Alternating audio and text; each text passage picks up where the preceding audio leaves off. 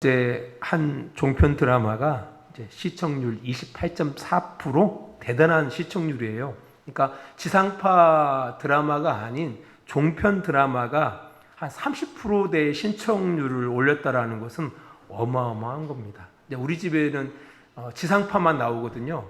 유선이 안 깔려 있어요. 그래서 우리가 볼 수는 없습니다. 워낙 사람들에게 화제가 된 드라마인지라 끝이 좀 궁금했어요. 어제 마지막 회를 했거든요. 부부의 세계라고 들어봤는지 모르겠습니다. 그래서 오늘 아침 일찍 와서 그 인터넷으로 잠깐 나와 있는 마지막 영상을 보았습니다.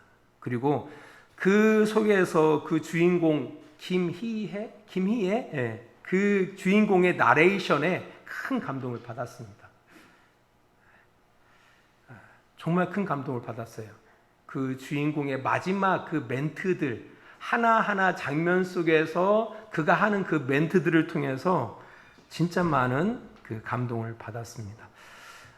때로는 우리가 우연치 않게 꺼낸 그 책 한 권을 읽음을 통해서 내 인생을 송두리째 변화시키는 그 책이 인생의 책이 될 때가 있거든요. 저는 보면서 진짜 뭔가 확 들어오더라고요. 그래서 꼭 한번 부부의 세계 16회 마지막 몇 장면을 꼭 보시기 바랍니다. 학생들도 보면 너무너무 좋아요. 꼭 보세요. 특별히 결혼을 앞둔 그 학생들, 대학생들 꼭 보세요. 꼭 보시기 바랍니다. 가정의 달 5월이지 않습니까?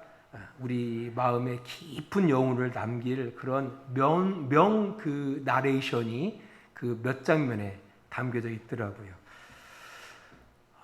이제 다시 본문으로 들어가서 왜 예수님께서는 자신을 따르려면은 자기를 부인하고 자기 십자가를 지고 쫓으라 하셨을까?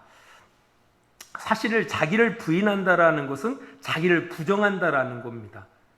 정상적인 사람이 아니고서는 자기를 부인한다, 자기를 부정한다라는 것은 세상에 여러 가지 어려운 일들이 있는데 그 여러 가지 어려운 일 가운데 정말 어려운 일입니다.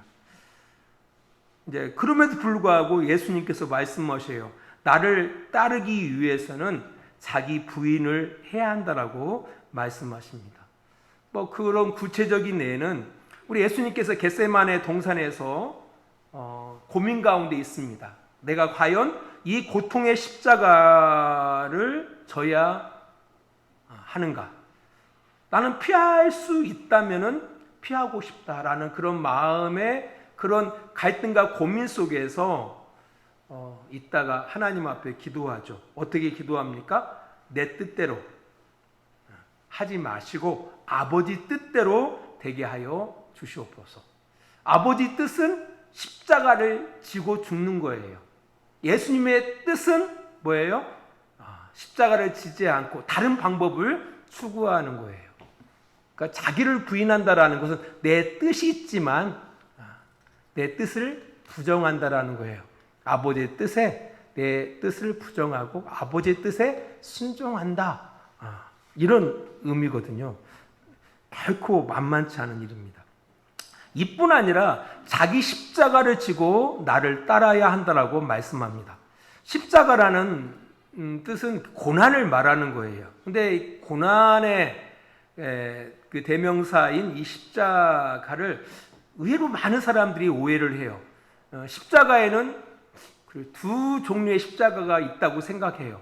두 종류의 고난이 있다고 생각하시면 돼요. 하나는 자기 잘못으로 인한 십자가, 자기 잘못으로 인한 고난. 당연히 내 잘못으로 인한 고난, 십자가이기 때문에 마땅히 자신이 담당해야 하는 고난입니다. 자기의 무지와 자기의 욕심으로 인하여 일어난 그런 고난, 당연히 자신이 그걸 받아들이고 반성하고 돌이키는 계기로 삼아야 하는 겁니다. 예수님께서 말씀하신 이 고난의 십자가는 이걸 말하는 게 아니에요. 두 번째죠. 선한 일을 행함에도 불구하고 무고하게 당하는 고난을 말하는 겁니다. 예수님께서 말씀하시는 십자가, 이 고난은 바로 그런 고난의 십자가를 말씀하시는 겁니다. 그러니까 예수님의 길을 걸어간다라는 것, 예수님을 따라간다라는 것, 예수님을 믿는다라는 것은 자기 부인뿐 아니라 때론 억울한 일을 많이 당할 수 있다라는 겁니다. 그 고난 각오하지 않고서는 예수를 따라갈 수 없다, 예수 믿을 수 없다라고 이야기하는 겁니다. 지금 이 마가복음을 처음 읽고 처음 듣는 사람들은 초기 로마 교회의 사람들입니다. 그들은 로마 정부로부터 또 바로 네로 황제로부터 어마어마한 핍박의 상황 가운데 있었습니다. 그들이 예수를 믿는다는 것 때문에 얼마나 해이를 느꼈을까요? 예수를 믿는다는 것 때문에 얼마나 많은 고통을 경험하고 있었을까요? 예수 믿는 어머니가 죽음을 당합니다. 부모님이 죽음을 당합니다. 졸지에 예수 믿는 것 때문에 고아가 되어집니다.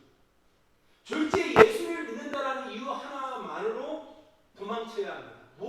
이때까지 읽었던 모든 삶의 사례를 다 포기한 채 도망쳐야 돼요. 이런 가운데 있는 그들이 얼마나 예수 믿는다는 것 때문에 갈등하고 고민하고 해를 느꼈겠습니까? 그런 가운데 이 메시지가 전달되어지는 겁니다. 예수 믿는다라는 것이 이렇게 어려운 거구나. 그렇잖아요. 우리가 자식을 낳고 자식을 양육하고 키운다라는 것이 얼마나 힘듭니까? 엄마의 길, 아빠의 길이 얼마나 고통스럽습니까? 막상 그러니까 이론적으로 들었을 때에는 그런가 보다 했지만 막상 부모가 되어보니까 부모가 된다라는 것, 부모의 길을 걸어간다라는 것이 정말 힘들잖아요. 고통스럽잖아요. 그런 거죠. 그들에게 이 메시지가 전달되어진다라는 겁니다. 그렇구나. 다시 한번 확인하는 거죠. 예수를 믿는다라는 것, 예수를 따른다라는 것, 나를 부정하지 않고서 하나님의 뜻에 나의 뜻을 꺾지 않고서는 결코 예수를 믿을 수 없구나. 예수를 따라갈 수 없구나. 그리고 애매하게 만난 그 고난을 안고 지고 가지 않고서는 주님의 그 길을 걸어갈 수 없다라는 이 메시지를 통해서 격려를 얻는 겁니다. 우리 신앙생활하는 것 결코 만만한 일 아닙니다. 저는 오히려 코로나19가 감사할 때가 있어요. 왜? 거품이 벗어나고 있습니다. 어떤 이들은 그래요. 큰일 났대요. 왜? 교회 성도들이 한 명인데요. 저는 오히려 그렇지 않다고 생각해요. 거품이 벗고 있다. 벗어나고 있다. 예수 믿는 거 쉬운 일은 아닙니다. 예수님 따라가는 것 개탄고 만만한 일 아닙니다. 자기 부정 없이는, 하나님의 뜻에 자기 부정 없이는 예수 따라갈 수 없습니다. 예수 믿을 수 없습니다. 애매하게 당하는 그 고난을 안고 가지 않고서는, 지고 그걸 각오하고 주님을 따르지 않고서는 그 주님 믿는 거 아닙니다. 혹시 그런 고난 가운데 짐을 지고 있습니까? 그리고 내가 믿는다는 것 때문에 그 어려운 그 고난의 그 길을 견디면서 걸어가고 있습니까? 잘 가고 있는 겁니다. 내가 예수 믿는다는 것 때문에 내 뜻을 한 번도 두 번도 아니 끊임없이 꺾고 계십니까? 잘 믿고 있는 겁니다. 잘 가고 있는 겁니다. 이 말씀이 그 메시지를 우리에게 전달하고 있다라는 겁니다. 또 한 가지 질문이 있습니다.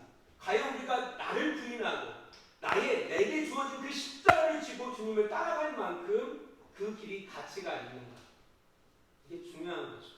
우리가 그렇게 고생할 만큼 가치가 있느냐? 이게 예수님을 따르기 위해서 자기를 부정하고 내게 주어진 애매하게 받는 그 고난을 각오하고 주님을 따를 만한 가치가 있느냐?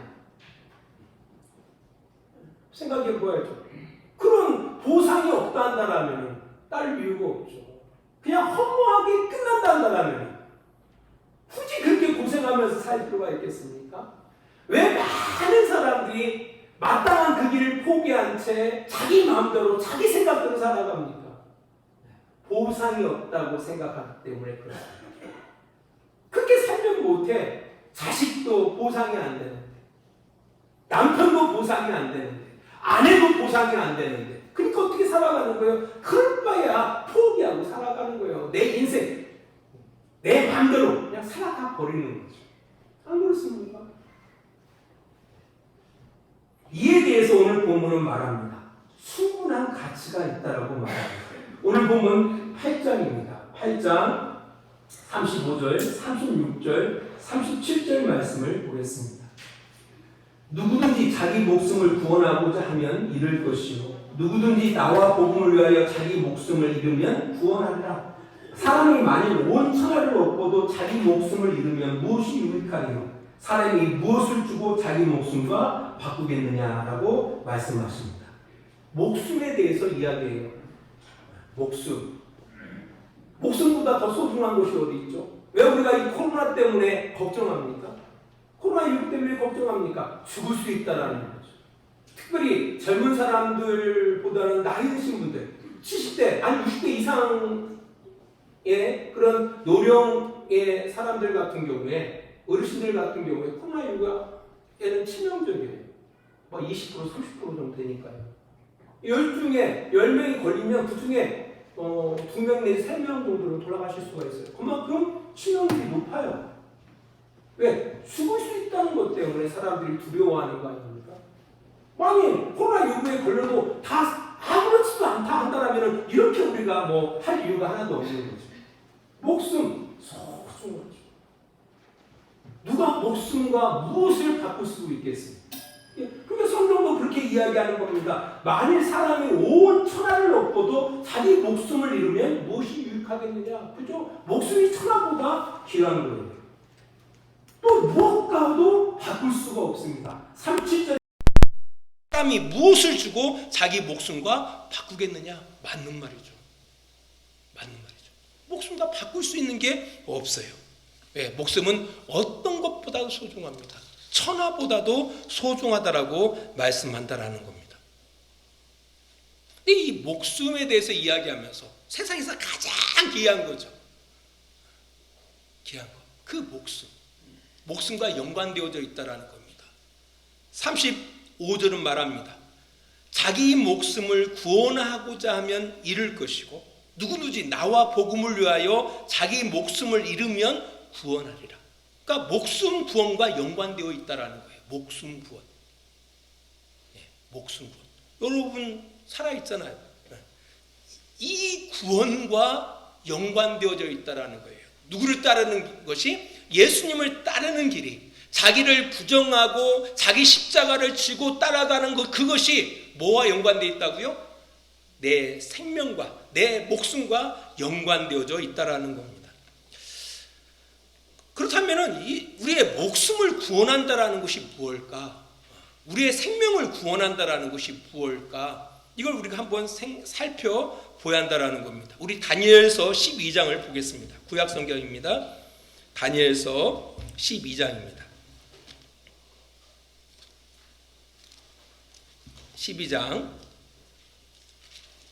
1절과 2절 말씀 보겠습니다. 그때에 내 민족을 호위하는 큰 군주 미가엘이 일어날 것이요 또 환란이 있으리니 이는 개국 이래로 그때까지 없던 환란일 것이며 그때에 내 백성 중 책에 기록된 모든 자가 구원을 받을 것이라. 땅의 티끌 가운데에서 자는 자 중에서 많은 사람이 깨어나 영생을 받는 자도 있겠고 수치를 당하여서 영원히 부끄러움을 당할 자도 있을 것이며 라고 이야기하고 있습니다. 특별히 2절을 바라보니까 이것이 하나님께서 약속하신 그 메시아가 그러니까 세상의 마지막 때에 이 땅 가운데 오셔서 심판에 대해서 말씀하십니다. 심판에 대해서 말씀하시는데 뭐라고 말씀하시냐면은 티끌 가운데서, 우리 인간이 티끌에서 왔잖아요. 티끌 가운데 자는 자 중에서 많은 사람들이 깨어나서 영생을 받는 사람도 있겠고 수치를 당하여 영원히 부끄러움을 당할 자도 있을 것이라고 이야기하고 있습니다. 이것을 이야기하는 거예요. 우리의 목숨, 우리의 생명이 죽음으로 끝나는 게 아니란 말이에요. 다시 일어나서 하나님 앞에, 하나님의 아들 앞에서 심판을 받는다라는 거예요. 그래서 어떤 사람은 영생으로, 어떤 사람은 영원한 부끄러움으로 갈라진다라는 거예요. 오늘 본문도 우리 마가복음 8장을 가봅니다. 오늘 본문에서도 이렇게 이야기합니다. 8장 38절 말씀 보세요.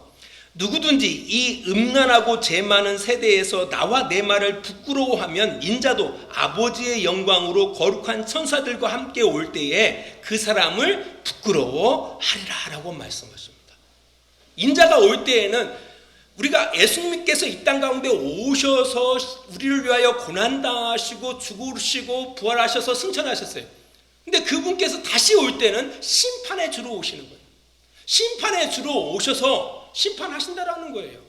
선을 행한 자들에게는 생명의 부활, 악을 행한 사람들한테는 심판의 부활로 하나님께서는 심판하셔요. 그때 이 땅 가운데서 누구를 부끄러워한 사람들? 예수님을 부끄러워한 사람들, 나를 부끄러워한 사람들, 그렇게 따라가는 것을 부끄러웠던 사람들은 그 마지막 때에 주님께서 심판하실 때 누구를? 그 사람을 부끄러워하겠다라는 거예요. 그 사람을 부끄러워하겠다. 나 너 몰라. 그것을 이야기하고 있어요. 이 내용을 요한계시록 20장에서는 이렇게 이야기합니다. 우리 요한계시록 20장으로 가봅니다. 요한계시록 20장 11절 보겠습니다. 이 다니엘서 12장의 내용이 요한계시록 20장에서도 동일하게 나와요. 11절 또 내가 크고 흰 보좌와 그 위에 앉으신 이를 보니 땅과 하늘이 그 앞에서 피하여 간데없더라. 또 내가 보니 죽은 자들이 큰 자나 작은 자나 그 보좌 앞에 서 있는데 책들이 펴 있고 또 다른 책이 펴졌으니 곧 생명책이라. 죽은 자들이 자기 행위를 따라 책들에 기록된 대로 심판을 받으니 라고 이야기하고 있습니다. 두 책이 있어요. 하나는 책이 있고 하나는 책들이 있습니다. 이 책은 생명책이라고 그래요. 15절을 바라보니까 누구든지 생명책에 기록되지 못한 사람은 불못, 영원한 부끄러움에 던져진다라고 이야기하고 있습니다. 이걸 이야기하는 겁니다. 우리의 목숨이 구원을 받는다, 우리의 생명이 구원을 받는다라는 말이 도대체 무슨 말일까라고 할 때 바로 이 말을 이야기하는 겁니다. 그 부끄러움 가운데에서 건짐을 받는다라는 겁니다. 영원한 하나님의 진노에서 건짐을 받는다라는 겁니다. 영원한 그 지옥불에서 건짐을 받는다라는 겁니다. 중요한 문제라는 거예요. 그래서 그 이야기를 하는 겁니다. 그 이야기를 하는 겁니다. 우리가 예수님을 따라가는 것, 하나님 앞에 하나님의 뜻에 자기 부정하고 마땅히 내가 져야 할 그 십자가, 그 고난, 애매하게 당하는 그 고난을 부끄러워하지 아니하고 그걸 각오하고 그 길을 걸어가야 할 그 충분한 가치와 충분한 이유가 있다라는 거예요. 왜? 우리의 목숨이 구원받는 일이기 때문에 그렇다라는 겁니다. 인생이 끝남으로 끝나는 게 아닙니다. 선한 일을 행한 사람은 생명의 부활로, 악한 일을 행한 사람은 심판의 부활로 나오는 겁니다. 이런 이해를 가지고 오는 본문 말씀을 바라보면 목숨이 구원을 받는다라는 것이 바로 이런 얘기구나.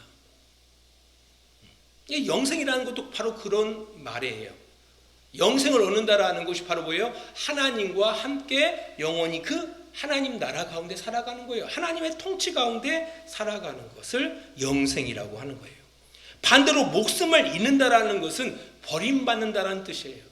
그 나라에 들어가지 못한다라는 뜻을 갖고 있다라는 겁니다. 예수님의 제자들도 이것이 궁금했어요. 그래서 예수님에게 이렇게 질문합니다. 우리 마태복음 19장으로 가봅니다. 우리 마태복음 19장입니다. 19장 29절입니다. 자, 27절부터 볼까요? 27절. 이에 베드로가 대답하여 이르되 보소서 우리가 모든 것을 버리고 주를 따라 싸우는데 그런즉 우리가 무엇을 얻으리까? 내가 우리 주님을 위해서 주님을 따라가는 그 길에 모든 것을 버리고 주님을 따랐습니다. 그러면 우리에게 어떤 보상이 있습니까? 라고 했을 때 29절 보세요. 또 내 이름을 위하여 집이나 형제나 자배나 부모나 자식이나 전토를 벌인 자마다 여러 배를 받고 또 뭘? 영생을 상속하리라 라고 이야기하고 있습니다. 하나님과 영원히 함께 살게 될 것이다 라고 말씀하고 있는 겁니다. 그래서 충분한 가치가 있다라는 거예요.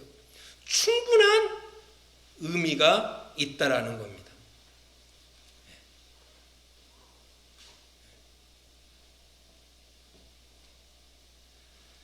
그래서 중요한 거예요. 요한복음 5장 24절은 이렇게 말합니다. 내가 진실로 진실로 너에게 이르노니 내 말을 듣고 또 나 보내신 이를 믿는 자는 영생을 얻었고 하나님과 함께 살게 되어졌고 심판에 이르지 아니하나니 사망에서 생명으로 옮겼느니라. 우리 잘 아는 말씀 있죠. 좁은 문으로 들어가라. 멸망으로 인도하는 문은 크고 그 길이 넓어 그리로 들어가는 사람들이 많고 생명으로 인도하는 문은 좁고 그 길이 협착하여 찾는 이가 적음이라. 왜 좁고 힘들까요? 자기를 부정하는 일이죠. 하나님의 뜻에 자기 뜻을 꺾는 거예요. 하나님의 마음에 나의 마음을 꺾는 거예요. 결코 만만치 않거든요. 그래서 힘들다라는 거예요. 그래서 좁다라고 이야기하는 거예요. 그래서 협착하다고 이야기하는 거예요. 그래서 찾는 사람들이 적은 거예요. 교회에 많은 사람들이 찾아오는 것이 사실 어울리지 않아요. 왜? 그것은 힘든 길이거든요. 왜 많은 사람들이 예수를 믿는다라고 하는 많은 사람들이 세상으로부터 왜 손가락질을 당할까요? 만약 그들이 좁은 길을 걸어가고 좁은 문으로 들어간다 한다면 세상 사람들이 그들을 손가락질 할까요? 그렇지가 않겠죠. 그렇지가 않을 거예요. 그러니까 실제로 좁은 문으로 들어가고 좁은 길을 걸어가는 사람들이 이 땅 가운데 그렇게 많지 않습니다. 그러나 중요한 것은 그 길이 생명의 길이고 그 길이 영생의 길임을 이야기하고 있다라는 겁니다. 초기 성도들이 이 마가복음을 읽고 들으면서 그들이 어떻게 생각했을까요? 큰 위로가 됐을 겁니다. 그래 맞아. 그래 맞아. 비록 나의 생명을 잃는 길이죠. 나의 생명을 포기하는 길이죠. 지금 그들의 상황 속에서 신앙을 지킨다라는 것은 생명을 포기하는 일이에요. 신앙을 지킨다라는 것, 예수님을 따라간다라는 것은요, 자기 목숨을 잃는 일이에요. 하지만 그것이야말로 뭘 얻는 길이라고요? 목숨의 구원을 얻는 길임을 이 말씀 통해서 분명하게 깨닫게 되어지는 겁니다. 예수님을 믿고 산다라는 것, 그렇게 쉬운 일이 아닙니다. 왜? 자기를 부인하지 않고서는, 자기 십자가를 지지 않고서는 그 길을 걸어갈 수 없기 때문에 그렇다라는 겁니다. 그럼에도 불구하고 충분한 가치가 있다라는 것. 왜? 주님을 위해서 주의 뜻 가운데에서 우리의 목숨을 버리는 일이야말로 참된 생명을 얻는 길이기 때문에 그렇다라는 겁니다. 마지막으로 디모데전서 6장 17절로 19절 말씀으로 결론을 맺겠습니다. 우리 함께 디모데전서 6장입니다. 17절로 19절 말씀 보겠습니다. 디모데전서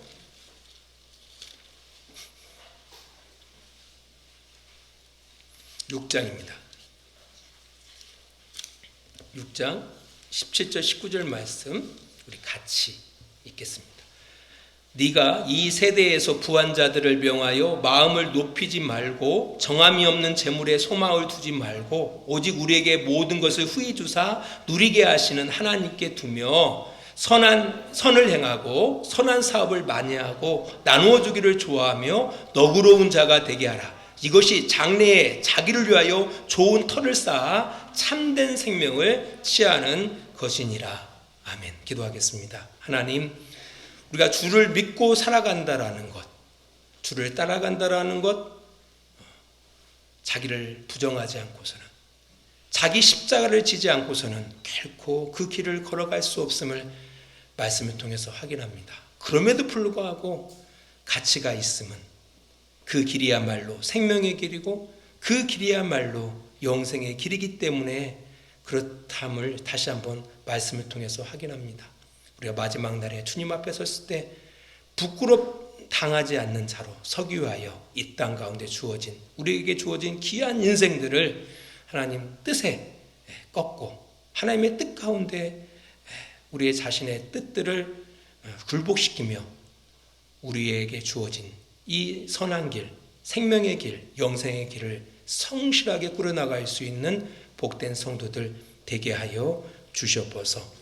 우리를 사랑하시는 우리 아버지 하나님의 그 크신 사랑하심과 예수 그리스도의 십자가의 은혜하심과 성령의 감화와 감동과 지키시고 인도하심이 오늘도 시간을 구별하여 주님의 앞에 나와 하나님 앞에 예배하며 주의 뜻 가운데 살아가기를 원하는 귀한 성도들의 머리 위에, 그들의 가정과 직장 위에, 사업장 위에 하나님의 놀라우신 사랑과 그 은혜가 늘 함께 해주시기를 간절히 축원하옵나이다. 아멘.